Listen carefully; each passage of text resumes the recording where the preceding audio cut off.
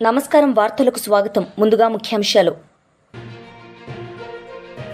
విశాఖపట్నంలో ఘనంగా యోగా డే వేడుకలు, పాల్గొన్న ప్రధాని మోదీ.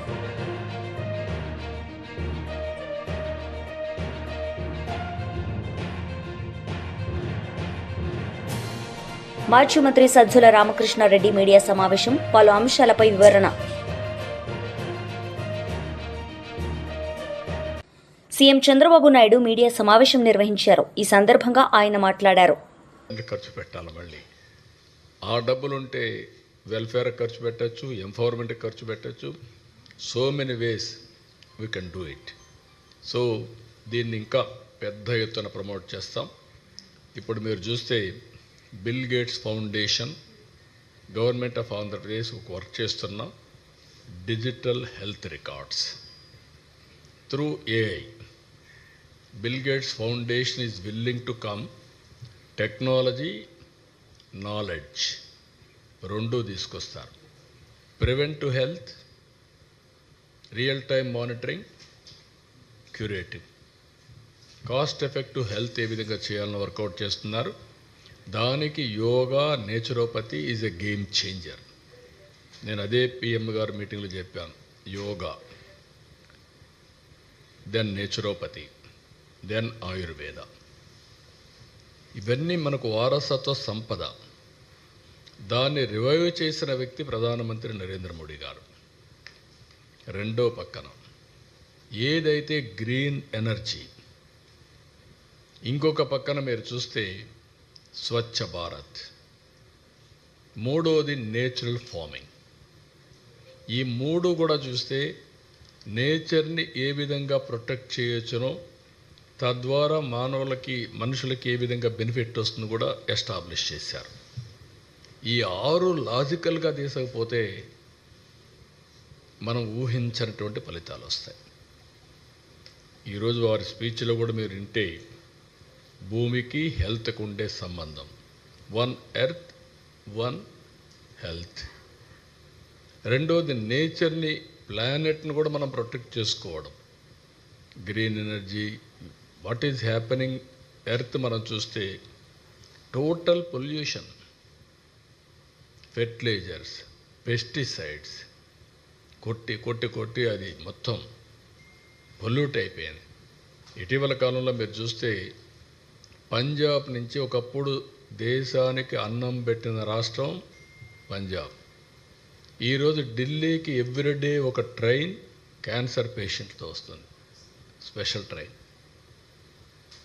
మేము కూడా టాప్ 8-9 డిసీజెస్ అని ఐడెంటిఫై చేసాం. అవన్నీ కూడా లాజికల్గా తీసుకెళ్తాం. దానికి నాంది పలికిన రోజు ఈరోజు international yoga day. Will work it out.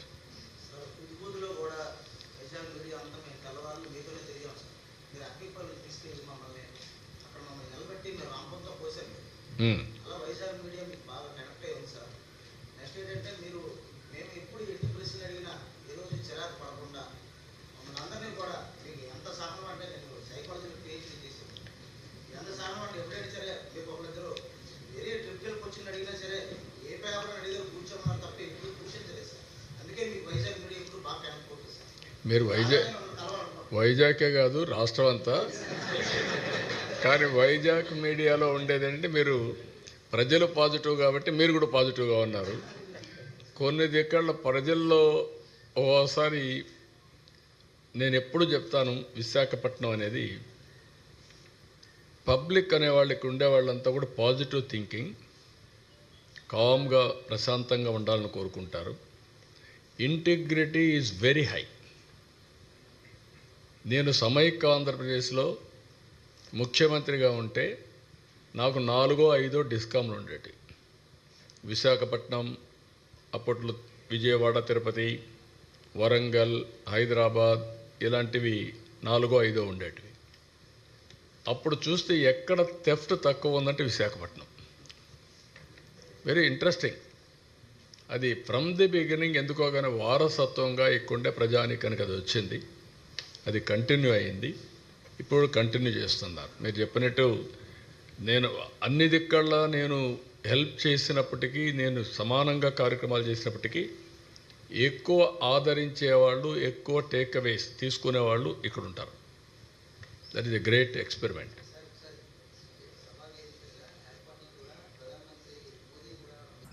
మాజీ మంత్రి సజ్జల రామకృష్ణారెడ్డి మీడియా సమావేశం నిర్వహించారు. ఈ సందర్భంగా ఆయన మాట్లాడారు. అక్కడి నుంచి షిఫ్ట్ అయితే ఇదే రోజు చంద్రబాబు నాయుడు గారు ముఖ్యమంత్రిగా అక్కడికి వెళ్ళి దాన్ని పార్టిసిపేట్ చేశాక మళ్ళీ మీడియాతో మాట్లాడినట్టున్నారు.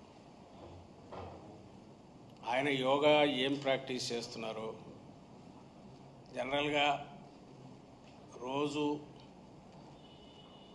ప్రాణాయామం కానీ యోగాసనాలు కానీ వేసి ఇచ్చేస్తే వారి మాట తీరులోనే ఒక ప్రశాంతత, ఒక స్థితప్రజ్ఞత ఉంటాయి, ఓ పరిపక్వత ఉంటుంది. వాళ్ళని చూడగానే ఒక ఆరా కనిపిస్తుంది వెనక. ఈయనలో అది కనపడట్లా. అక్కడ కూర్చోవడంలో అక్కడ ఏ రకంగా కూర్చున్నాడో తెలియదు, కానీ ఇక్కడికి వచ్చిన తర్వాత చూస్తే ఇమ్మీడియట్ మొహంలో ఒక రకమైన అక్రూరత్వం, ఆ కుటిలత్వం,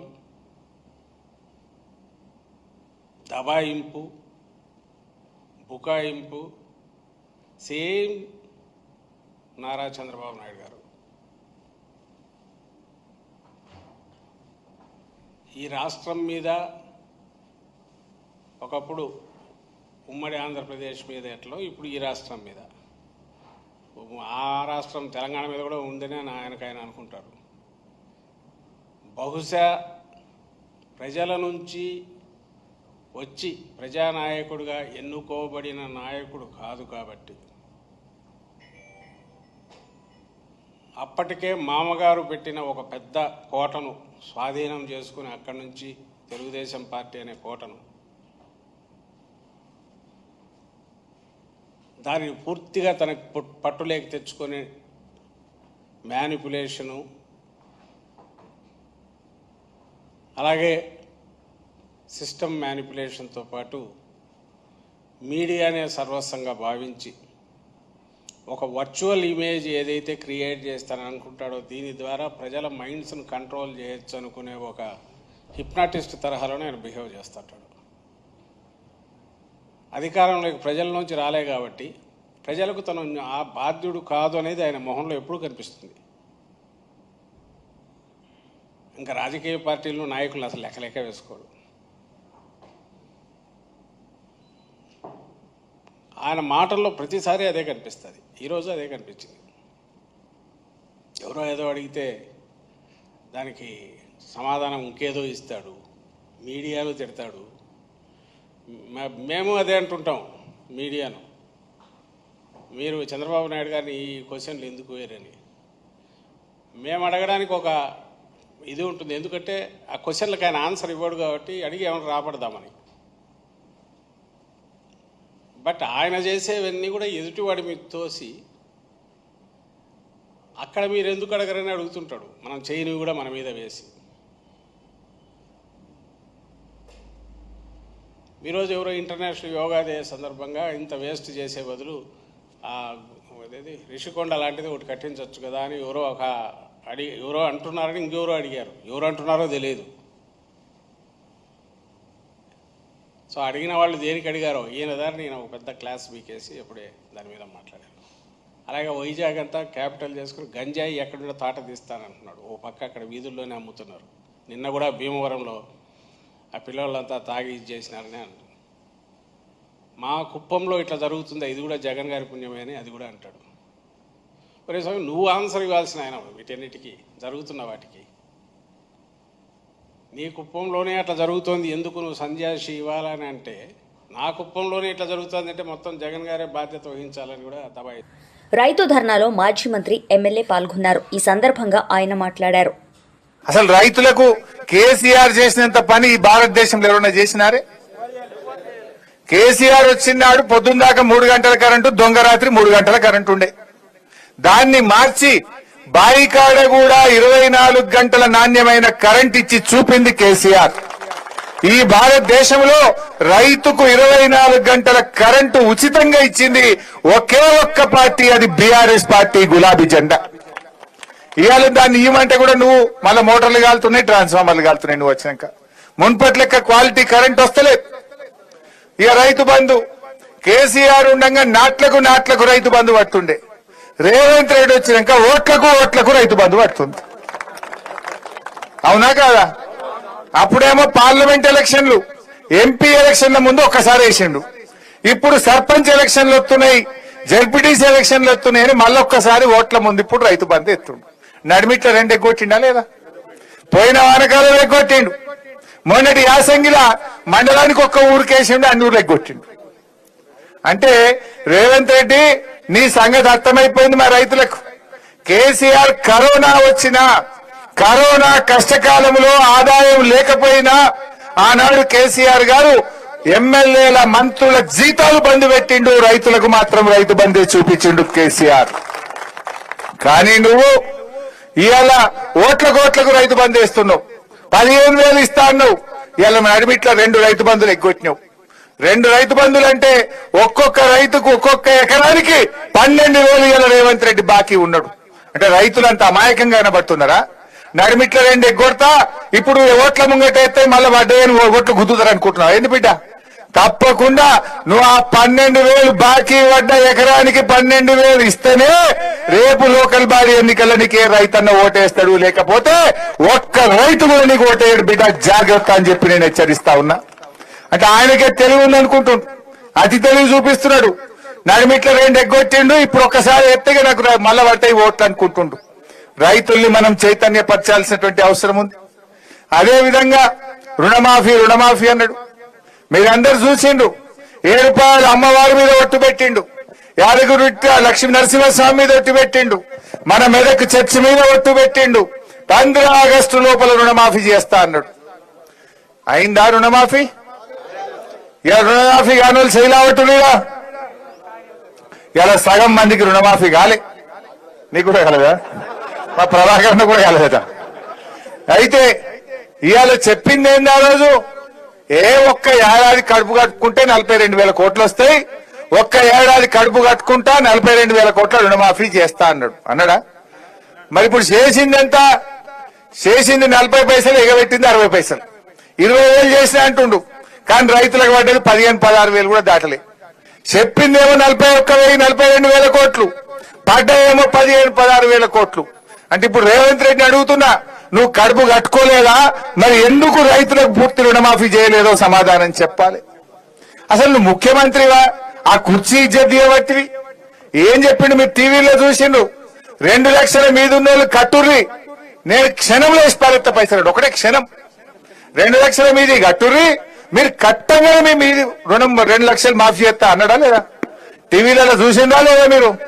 పాపం ఆయన మాట నమ్మి, ముఖ్యమంత్రి కదా అని నమ్మి 3 రూపాయల మిత్తికి తెచ్చి బ్యాంకులో 2 లక్షల మీద ఉన్న అప్పు కడితే ఇటు మిత్తి మీద పడ్డది, కొత్త అప్పు మీద పడ్డది, పాత అప్పు మాఫీ కాలే. ఇవాళ చాలా మంది రైతులు లబో దిబో అంటున్నటువంటి పరిస్థితి. 2 లక్షల లోపు కాలే చాలా మందికి, 2 లక్షల మీద వాళ్ళకైతే అసలే కాలే. అంటే రుణమాఫీ అని రైతుల్ని నిండా ముంచింది ఇవాళ కాంగ్రెస్ పార్టీ.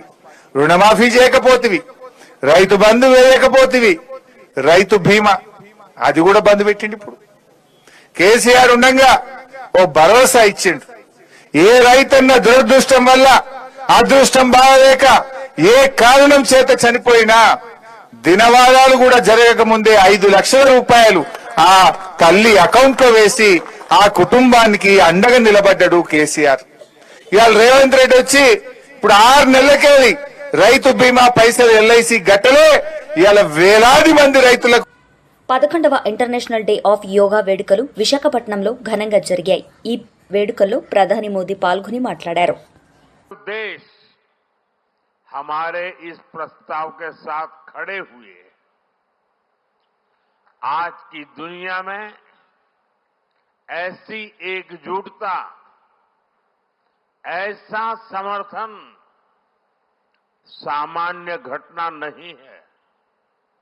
ये सिर्फ एक प्रस्ताव का समर्थन भर नहीं था, ये मानवता के भले के लिए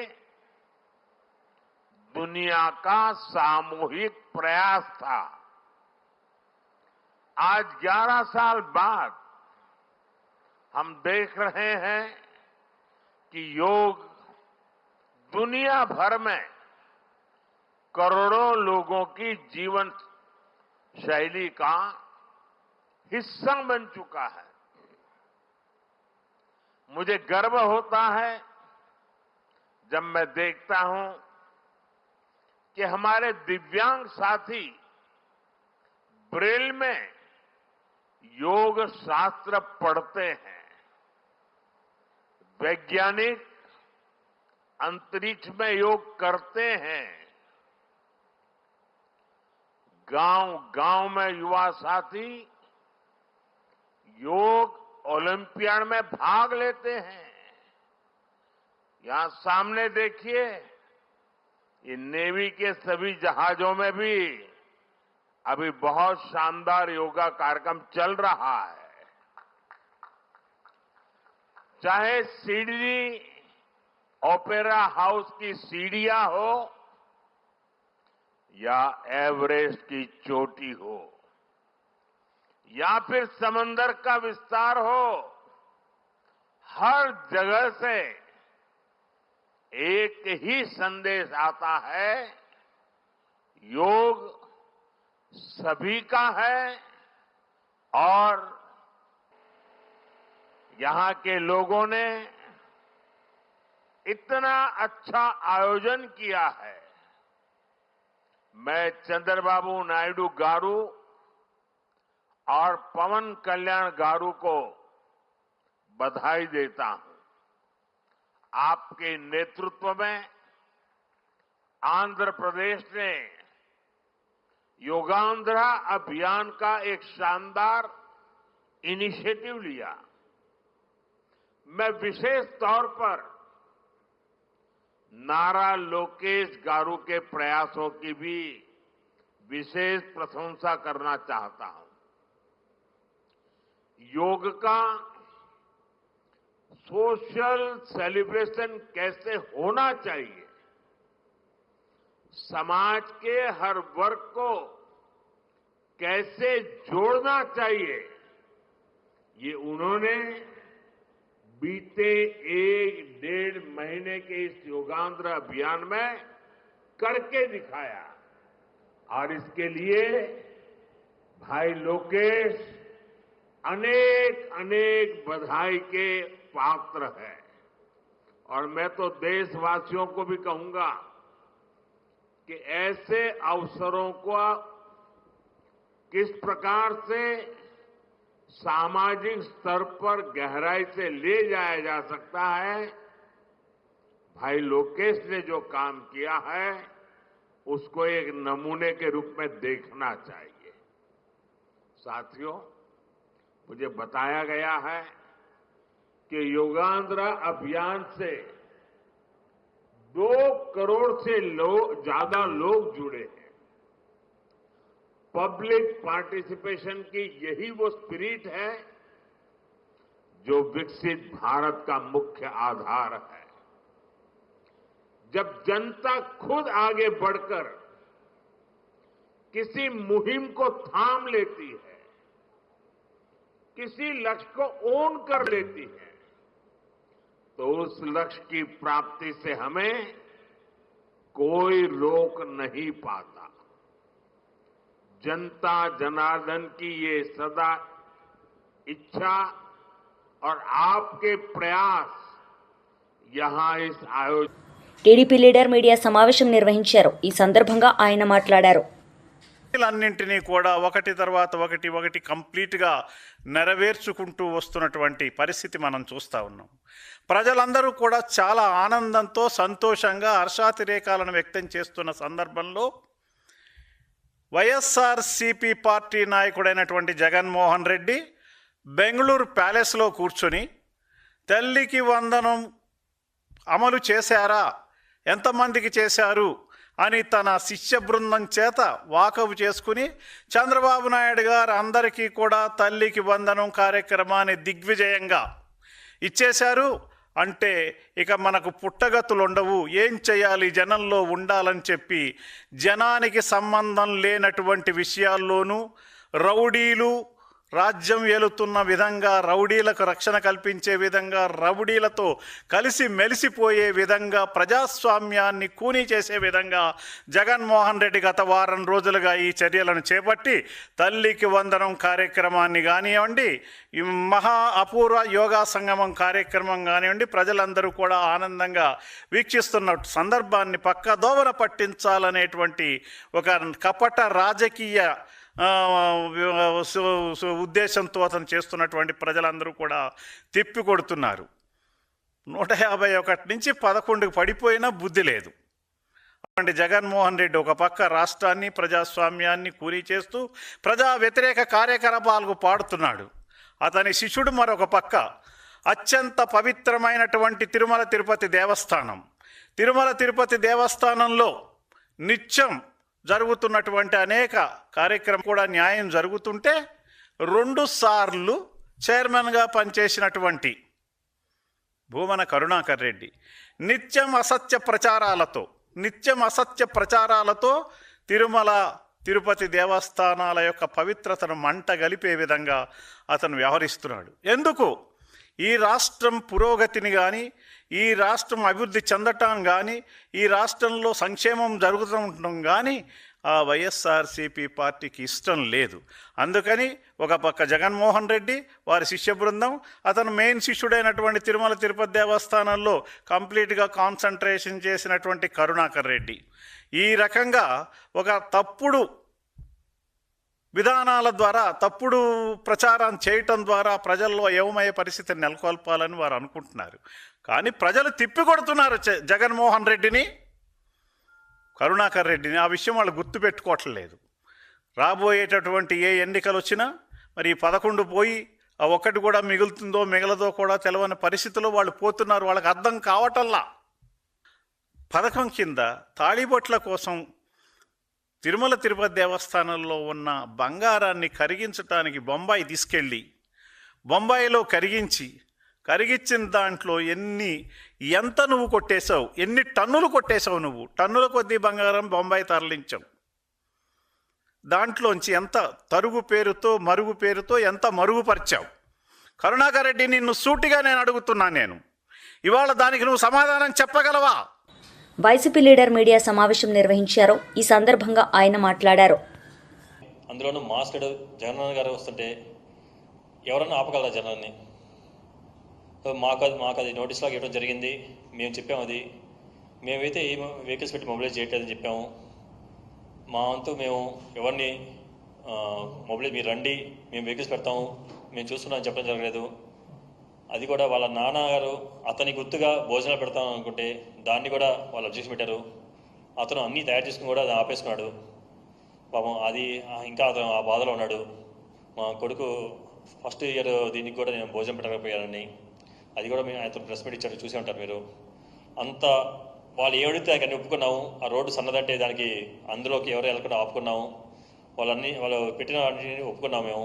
కానీ ఎంతమంది వస్తారు, వాళ్ళు ప్రతి 10 మందికి ఒక వాలంటీర్ పెట్టండి, వెహికల్స్ అలౌ చేయొద్దు, ఎక్కువ మంది రాకుండా చూడండి, ఎంతమంది వస్తారు చెప్పండి అంటే జగన్ వస్తుంటే ఇంతమంది వస్తారని చెప్పగలవా? ఒక విలేజ్ స్థాయి ఒక సర్పంచో లేకపోతే ఒక మండల స్థాయి లీడర్ వెళ్తేనే 100 మంది జనాలు వస్తారే. అలాంటిది ఒక మాజీ లీడర్, అందులోనూ జగనన్న వస్తుంటే ఎంతమంది వస్తారంటే ఎట్లా చెప్పగలం? సో వాళ్ళు పెట్టిన ఆక్షన్ చూసి ఉంటారు మీరు. ప్రతి విలేజ్కి బ్యారికేడ్స్ పెట్టారు. ప్రతి పల్నాడు జిల్లా మొత్తం ఉన్న మండల రాజు నుంచి విలేజ్ నాయకుల నుంచి పెద్ద నాయకులకు అందరికీ నోటీసులు ఇచ్చారు. ప్రతి కార్యకర్తకి వెహికల్స్ ఉన్న ప్రైవేట్ వెహికల్స్ ఉన్న ప్రతి ఒక్కరికి ఫోన్ చేసి వెహికల్స్ పెట్టద్దు, మీరు పెడితే దాన్ని సీజ్ చేస్తామని వార్నింగ్ ఇచ్చారు. ఇంతలాగా ఎలా అంటే ఒక సత్తెపల్లి నియోజకవర్గం చుట్టూనే, ఒక టౌన్ చుట్టూనే 25 బ్యారికేడ్స్ దాకా పెట్టారు జనాలు రానికుండా. అలా పెట్టినా కూడా జనాలు, మీరు వీడియోస్ చూస్తుంటారు, నడుచుకుంటూ బైకులు పొలాల్లో వేసుకొని వచ్చారు. 3-4 కిలోమీటర్ల దూరంలో బండ్లు ఆపుకొని నడుచుకుంటూ వచ్చిన వాళ్ళు చాలామంది. అది ఆ జనాన్ని చూసి ఇచ్చారు. దాన్ని ఎవరు ఆపలేము. నేను చెప్తే నేను రమ్మంటే రావటం, లేదా నేను వద్దంటే ఆగే జనాలు కాదు అది. అంతమంది వచ్చిన దాన్ని చూసి ఓరవలేక దాన్ని ఎట్లయినా డైవర్ట్ చేద్దామని ఇప్పుడు ఈ కొత్త మలుపులు తిప్పుతున్నారు. ఈ రవితేజ అతను మీరు చూసింటారు, అందరికీ ఆ కార్డు. వార్తలు ముగించే ముందు ముఖ్యాంశాలు మరోసారి. విశాఖపట్నంలో ఘనంగా యోగా డే వేడుకలు, పాల్గొన్న ప్రధాని మోదీ.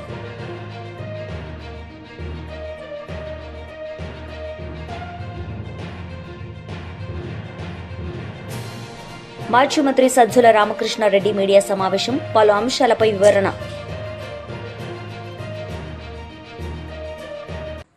ఈ వార్తలు ఇంతటితో సమాప్తం. తిరిగి ప్రసారమయ్యే వార్తల్లో మళ్ళీ కలుద్దాం. అంతవరకు సెలవు. నమస్తే.